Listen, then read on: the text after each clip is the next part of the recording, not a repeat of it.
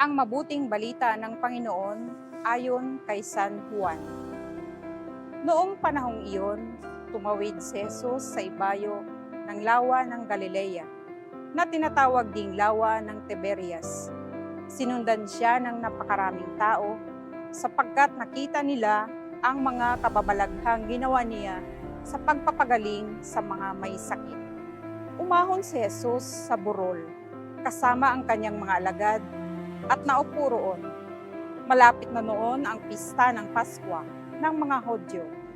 Tumanaw si Jesus at nakita niyang dumarating ang napakaraming tao.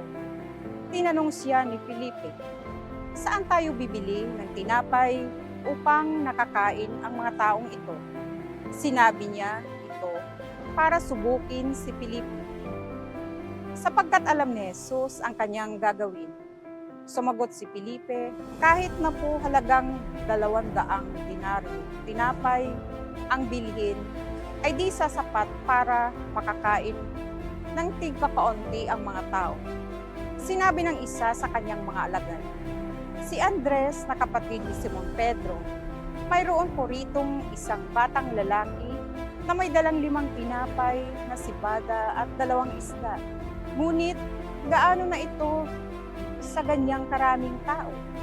Paupuin ninyo sila," wika ni Jesus. Madamo sa lugar na iyon.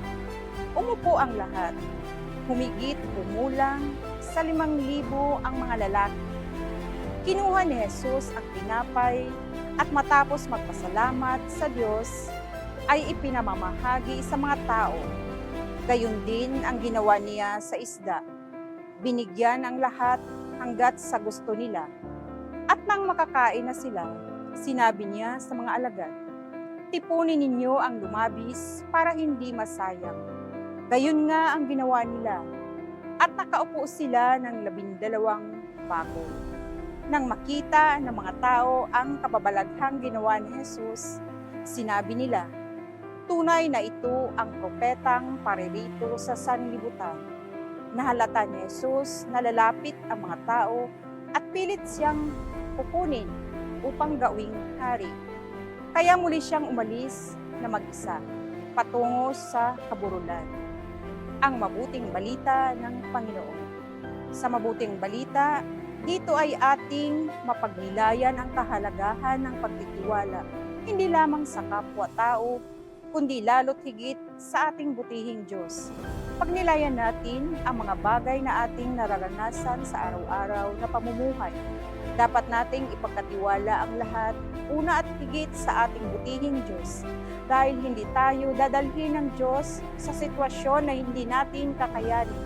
Lagi nating ipagdasal ang mga kaganapan sa ating buhay, upang hindi tayo maliligaw ng landas patungo sa Diyos. Manalangin tayo.